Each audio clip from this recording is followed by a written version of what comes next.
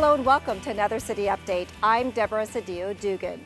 Car seats have been around for over 20 years, yet 90% of users still are not buckling children in correctly. Here to talk a little bit about car seat safety is Captain Robert Johnson with Phoenix Fire. Thank you so much, Captain, for being with us today.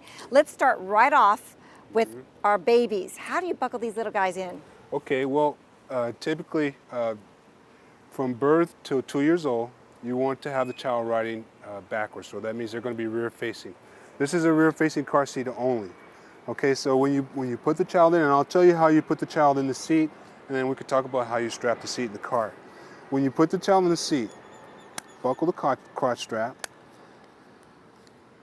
click the chest clip together, okay, and then tighten it up. To tighten this one up, all you do is pull this strap here. The tightness test will be done right here at the shoulders. You pinch at the shoulders. If you pinch some slack, that means it's not tight enough, and you'll have to tighten it up some more. Okay. Now, once it's tight enough, this chest clip here, it slides on the straps. This is an important part. If I draw an imaginary line from armpit to armpit, that clip goes on that line and not down here. Down here is comfortable, but here is safe. Okay, right. So make sure the clip is here at the armpit level. Okay. Now, for rear facing, here you have different levels of slots on the seat. For rear facing, you want to make sure you use slots that are at the shoulder level or below, so when the straps come over the shoulder, the straps cup the baby in. Rear facing, you never want the straps to go up. Okay. Okay. All right, now, when you put a rear facing seat in the car, it's rear facing, it's important that the seat is reclined. The back of the seat is going to recline 45 to 70 degrees. Okay, for newborns, it has to be closer to 45. If they sit up too much and their head falls forward, right, they can't breathe as well. Right. And I want to talk about too, I know, sometimes, maybe I'm on my third or my fourth or my fifth baby and I have a car seat that's been used 2, 3, 4 times. Is that okay? That's okay. As long as you know the history of it, there's going to be a sticker on the seat that gives you the manufacture date.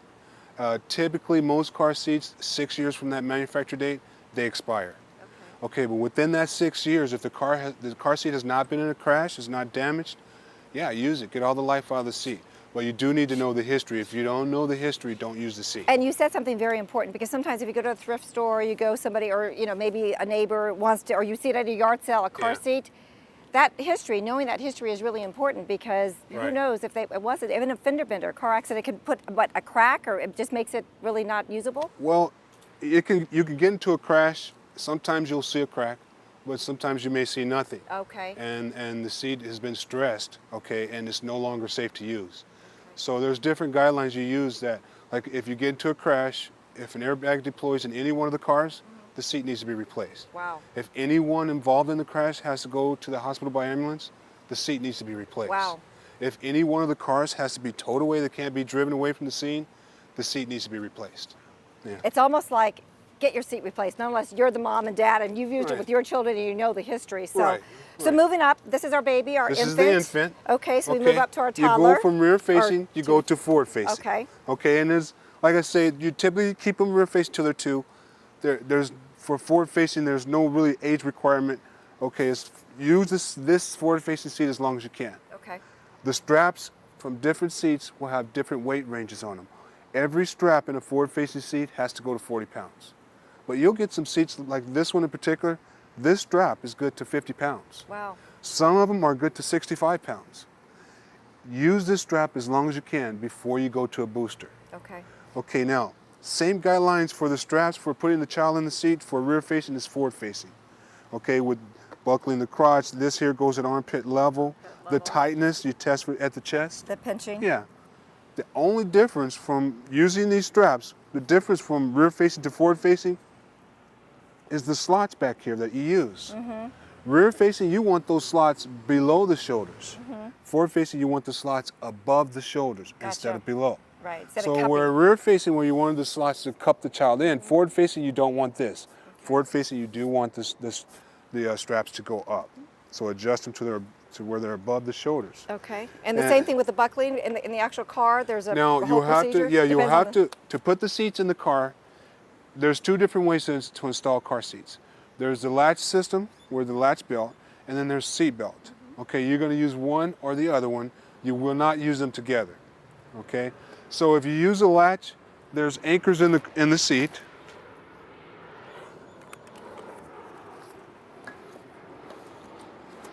We can move that over here. Okay, gotcha. You will notice anchors in the bite of the seat right here. Okay. Gotcha. Here's two. And the seats will come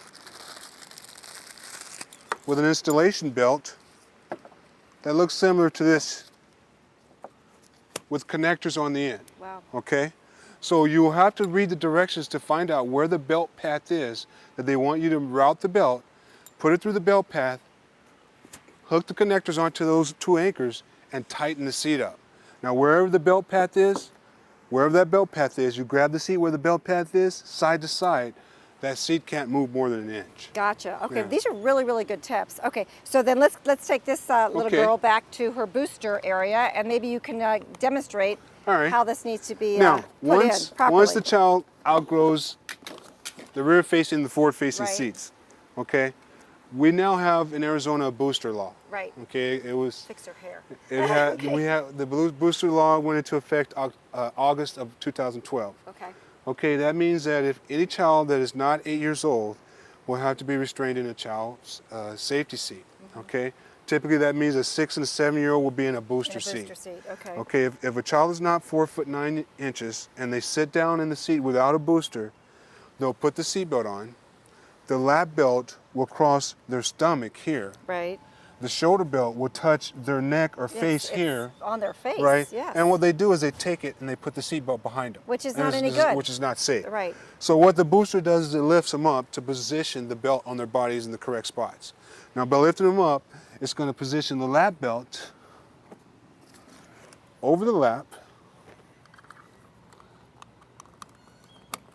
and put the shoulder belt across the shoulder. Okay. And something important to remember about using boosters, a booster seat has to be used with lap and shoulder belt. It can't be used with just a lap belt only like some older cars have. Okay, well, you know, this is all just wonderful information. I know you have a wonderful partnership with the governor's office, and you couldn't Yes. do a lot of the community outreach and information you provide to our public with that. Can you talk a little bit about that? Yeah, because of our partnership with the Governor's Office of Highway Safety, they support multiple agencies throughout the state as far as highway safety. We have fitting stations at fire stations. We have 3 different fire stations. We do them Saturday mornings and Thursday mornings. You can call our car seat line and leave a message. I'll be returning those calls to make appointments. It is by appointment. If you just show up at a fire station thinking that there's someone there can help you, you have to get lucky and hopefully there's a technician there. Right. This is why we do it by appointment, because not all firefighters are technicians. Right. And that phone number is area code 602-495-KIDS. That's 602-495-5437. Anything I missed that's really so key and so important for our parents to know and adults? Well, you know, the weather is hot out, you know, and even That's if the right. weather's not hot, we don't want you to leave your kids in the car for any reason. You know, I know what a lot of parents do is if they're just going to run inside to get something real fast, they'll leave the child in there knowing it and run in and run back out. And a lot of times nothing happens, so it may build their confidence, and the one time they do it, the turnout's not so good. But then there's other times where the parent is not running in and back out, where they forgot the child was in the car.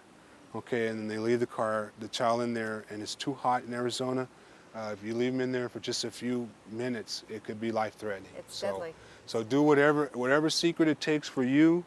Maybe that secret is different for each caregiver, each family member. Whatever it is, do it.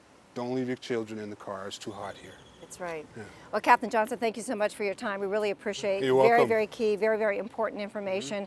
And don't forget, wearing a seatbelt in Arizona is the law. Protect yourself, and most importantly, protect your children, your most important cargo. For City Update, I'm Deborah Sedillo Dugan.